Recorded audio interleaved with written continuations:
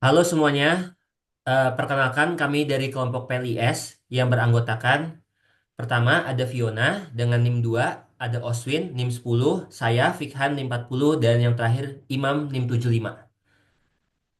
Pada kesempatan kali ini kami akan menjelaskan mengenai industri tekstil. Sebenarnya apa sih yang terjadi di dalam industri tekstil? Yang pertama itu diawali dengan pemilihan serat. Serat ini ada yang alami dan ada yang buatan. Yang alami itu seperti kapas, wol, dan sutra. Yang sintetis itu yang paling umum polyester. Tahap berikutnya adalah pemintalan. Dari serat yang udah ada ini, biasanya akan dipintal menjadi suatu benang. Nah, pemintalan ini bisa manual dan bisa juga otomatis atau dengan mesin. Nah, tahap berikutnya adalah pewarnaan. Nah, tahap pewarnaan ini adalah tahap yang paling banyak menghasilkan limbah ke air. Karena apa? Di dalam tahap pewarnaan ini, benang-benang yang awalnya berwarna putih akan diwarnai sesuai dengan keinginan pasar atau konsumen. Nah, tahap berikutnya adalah tahap penenunan. Nah, tahap ini adalah merubah benang-benang yang tadi sudah diwarnai itu menjadi suatu kain dengan metode tenun. Untuk saat ini, pabrik-pabrik besar menggunakan metode tenun dengan mesin. Nah, tahap yang terakhir ada tahap finishing. Tahap ini juga tidak kalah seperti tahap warnaan, karena tahap finishing juga menghasilkan limbah cair. Karena apa? Dalam tahap finishing ini penggunaan bahan kimia sangat banyak seperti anti UV, pelembut, dan juga di situ juga biasanya ada anti biar si kain ini tidak mudah untuk sobek. Nah, berikutnya itu mengenai karakteristik air limbah yang dihasilkan. Dapat dilihat bahwa rata-rata pH yang muncul dari industri tekstil itu sekitar 8,51 sampai 8,78 alias basah karena memang banyak digunakan bahan-bahan kimia organik dan anorganik yang memang sifatnya basah. Untuk BOD-nya sendiri berkisar di 500 sampai 1010 ppm. Untuk COD-nya itu di 1600 sampai 3200. Kalau teman-teman perhatiin BOD dan COD di sini lebih besar COD. Berarti tandanya di dalam air limbah ini lebih banyak senyawa-senyawa anorganik dan organik yang dia tidak bisa biodegradable. Dia itu tidak bisa diuraikan oleh bakteri. Ya sebenarnya karena di dalam air limbah industri tekstil banyak mengandung senyawa-senyawa yang memang bersifatnya logam. Makanya di sini juga ada kandungan logam berat sekitar 0,01 sampai 0,1 ppm. Dan kita tahu bahwa logam berat itu kan berbahaya untuk makhluk hidup ya. Nah, di sini juga ada loh zat warna yang memang ke bawah sama air sekitar 10 sampai 200 ppm.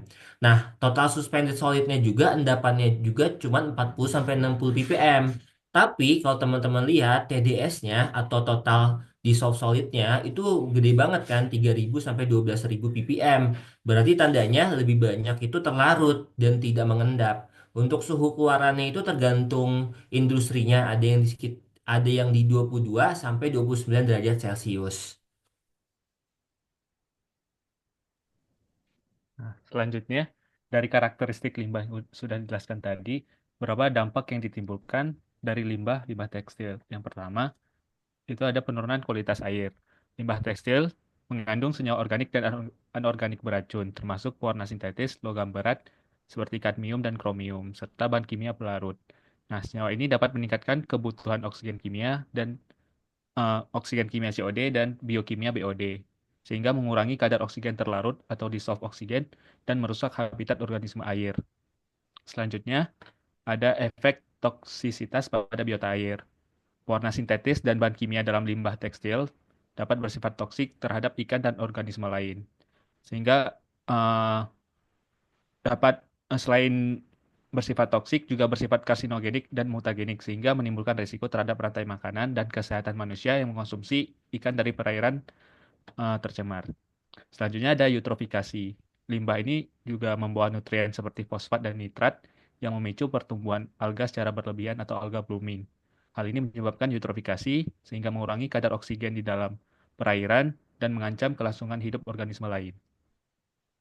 Setelah itu, estetika dan ekologi. Warna dalam limbah seringkali sulit terurai dan menyebabkan perubahan warna pada perairan.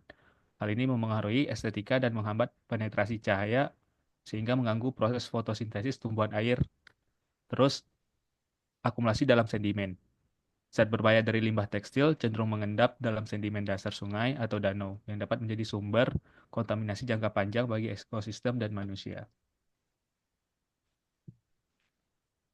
Nah, selanjutnya metode IPAL industri tekstil aerasi.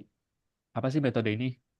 Metode ini adalah penambahan oksigen ke dalam air agar bakteri pengurai limbah industri tekstil dapat berkembang biak dan mengolah limbah tersebut di dalam perairan. Cara kerjanya gimana sih? Eh, Pertama menggunakan DO meter atau dissolved oxygen meter. Jika kadar oksigennya menipis, aerator dinyalakan supaya menambah oksigen di dalam air. Jika kadar oksigen mencukupi, aerator akan mati secara otomatis. Apa aja sih kelebihan dan kekurangannya? Untuk kelebihan, aerator tersedia dalam variasi desain yang dapat disesuaikan. Terdapat beberapa jenis aerator, seperti aerator permukaan, yang relatif murah dalam operasional dan pemeliharaannya. Kekurangannya apa sih? Aerator rentan terhadap keausan dan korosi. Terus aerator permukaan kurang efektif pada kolam yang lebih dalam karena gelembung udara sulit tersebar rata ke dasar kolam. Terus jenis metode aerasi umum dalam industri itu ada dua, ada superficial flood dan diffuser. Oke, metode IPAL industri tekstil berikutnya adalah elektrokoagulasi, yaitu merupakan proses koagulasi dengan menggunakan arus listrik searah melalui proses elektrolisis, di mana elektrodanya terbuat dari aluminium dan besi. Cara kerja aerator adalah sebagai berikut. Arus listrik membentuk sejumlah reaksi kimia tergantung pada jenis dan sifat elektroda serta media larutan. Proses pengendapan terjadi dengan adanya proses koagulasi, di mana elektroda reaktif yang dipicu oleh arus listrik akan searah dan membentuk koagulan. Metode ini sudah banyak digunakan untuk pengolahan limbah air karena peralatan yang digunakan sederhana dan mudah dioperasikan. Selain itu, berikut adalah kelebihan dan kekurangan dari elektrokoagulasi. Elektrokoagulasi efektif dalam menghilangkan berbagai jenis polutan, seperti logam berat, senyawa organik, patogen, dan sebagainya. Elektrokoagulasi juga memiliki desain yang kompak dan modular sehingga cocok untuk instalasi di ruang yang terbatas. Untuk kekurangannya sendiri, proses elektrokoagulasi dapat menghasilkan lumpur yang berlebih jika tidak dikelola dengan baik, dan efisiensi proses sangat bergantung pada pengaturan parameter seperti kecepatan pengadukan dan jarak dari elektroda tersebut. Oke, metode selanjutnya itu metode koagulasi flokkulasi, yaitu ada dua proses dalam tahap ini. Yang pertama itu tahap koagulasi, yaitu penambahan koagulan ke dalam limbah tekstil. Selanjutnya dari kolam koagulasi akan dipindahkan ke kolam flokkulasi. Di flokkulasi ini ada yaitu proses pengumpulan partikel-partikel kecil yang saling bertabrakan sehingga akan membentuk kumpulan partikel yang lebih besar dan akan mengendap dengan gaya gravitasi. Pada kolam koagulasi akan dilakukan pengadukan secara cepat. Namun pada kolam flokulasi akan dilakukan pengadukan secara lambat. Untuk kelebihan dan kekurangan dari metode ini, yaitu kelebihannya efektif dalam mengolah limbah dalam jumlah yang besar. Yang kedua yaitu murah, biaya operasi yang murah. Selanjutnya kekurangannya yaitu terdapat endapan sludge yang banyak sehingga perlu dikelola dengan baik. Metode selanjutnya adalah metode absorpsi, yaitu dengan penghilangan absorbat dalam larutan dengan menangkapnya pada permukaan absorben. Ada dua jenis absorpsi, yaitu absorpsi fisik dan absorpsi kimia. Pada absorpsi fisik, itu melibatkan gaya van der Waals dan ikatan hidrogen. Sedangkan pada absorpsi kimia, itu yaitu terjadi reaksi dan pembentukan senyawa kompleks. Jenis absorben yang sering digunakan adalah karbon aktif, biochar, kitosan, tanah liat, resin, dan zeolit. Untuk kelebihan dari metode ini adalah sangat efektif dalam menghilangkan senyawa perwarnaan, yaitu senyawa dye. Dengan kekurangannya, yaitu waktu proses yang lama dan sludge yang dihasilkan sulit untuk diolah. Sekian presentasi dari kami. Terima kasih.